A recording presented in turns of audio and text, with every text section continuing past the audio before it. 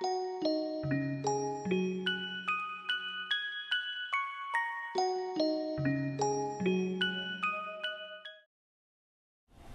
this standard operating procedure, we are going to accomplish two tasks. One is we're going to make 1x TBE, or 1x tris borate EDTA. We're going to use our 10x stock solution from SOP001 in order to make that solution. Then we want to use the 1x tris borate EDTA solution to make a 1% agarose gel. Taking a quick look at the standard operating procedure for this particular experiment, you can see that the starting material is the 10x TBE solution that was made in a previous SOP, SOP001. As you can see, the technician is measuring 50 milliliters in a 100 milliliter graduated cylinder. And we're going to add that now to our reagent bottle. We previously already measured out the 450 milliliters of 18 mega ohm water that we needed.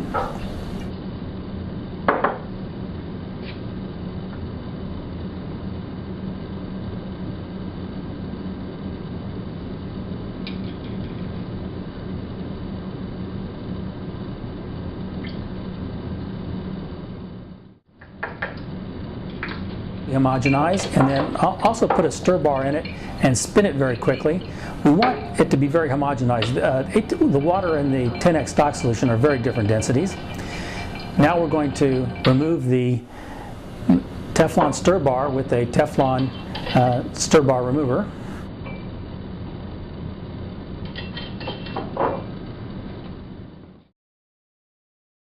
Now in this next SOP, which is SOP003, we're going to prepare an agarose solution. In this video, we're going to make up the 1% agarose and add ethidium bromide, which is an agent we use for visualizing DNA. In a separate video, we'll look at the actual casting of the gel and setting up the apparatus and putting in the samples. So first of all, we're going to need 1 gram of agarose, and we're going to do that on the top loading balance as we've done in previous procedures. I always like to polish the spatula first because sometimes residue is left on it from previous experiments. We've tared the balance, and now we're going to very carefully add exactly 1 gram of powdered agarose to the weighing boat.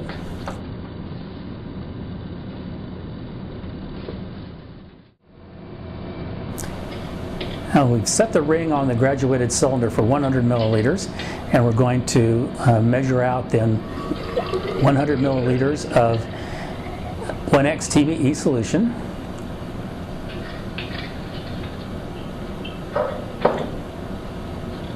That's being added to a 250 milliliter Erlenmeyer flask. Now, the Erlenmeyer flask, which is the kind of triangular shape there, is a much better flask for boiling. We're going to next add 1 gram of agarose to the 100 mils of 1x TBE. This gives us a 1% solution, weight to volume.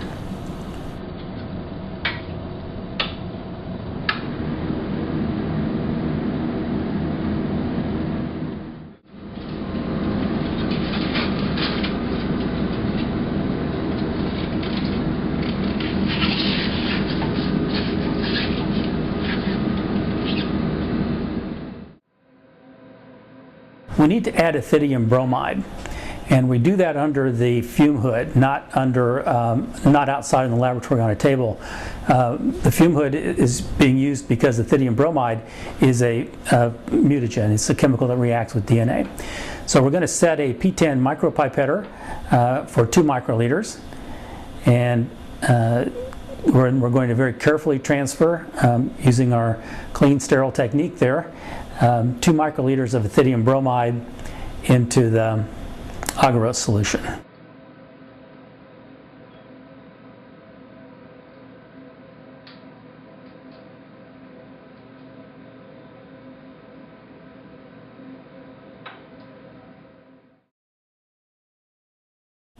Now once again, ethidium bromide is a mutagen, possible human carcinogen.